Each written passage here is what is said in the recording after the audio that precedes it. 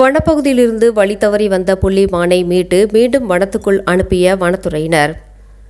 கோவை மாவட்டம் மேட்டுப்பாளையத்தில் போக்குவரத்து மிகுந்த கோவை சாலையில் வணிக வளாக கட்டிடத்தில் மான் ஒன்று இருப்பதாக வனத்துறைக்கு தகவல் வந்தது. இதையடுத்து சம்பவ இடத்திற்கு சென்ற வனத்துறையினர் வலை வீசி மானை பிடிக்க முயன்றனர். ஆனால் புள்ளிமான் கட்டிடத்தின் முதல் தளம் உள்பட எல்லா பகுதிகளுக்கும் அங்கும் இங்கும் ஓடியது.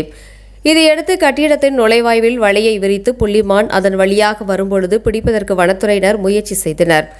ஆனால் வலையில் சிக்கிய புள்ளிமான் வலையிலிருந்து தப்பித்து சுற்றுச்சுவரை தாண்டி குதித்து சாலைக்கு ஓடியது. இந்நிலையில் மேலும் ஒரு மான் குடியிருப்பு பகுதியில் சுற்றித் திரிவதாக வனத்துறையினருக்கு தகவல் கிடைத்தது. இதையடுத்து அங்கு சென்ற வனத்துறையினர் ஒரு மானை மட்டும் மீட்டு வனப்பகுதிக்கு அனுப்பிய நிலையில் மற்றொரு மான் தானாக வனப்பகுதியை நோக்கி சென்றுவிட்டதாக வனத்துறையினர் தெரிவித்தனர். வனப்பகுதியில் நிலவும் கடுமையான வறட்சி காரணமாக தண்ணீர் மற்றும் உணவு பஞ்சம் ஏற்பட்டு மான்கள் ஊருக்குள் வந்ததாக வன ஆர்வலர்கள் தெரிவிக்கின்றனர். மேலும் வனப்பகுதியில் உள்ள தண்ணீர் தொட்டிகளை தொடர்ந்து நிரப்பி வைக்க வேண்டும் என்றும் வன ஆர்வலர்கள் கோரிக்கை விடுத்துள்ளனர்.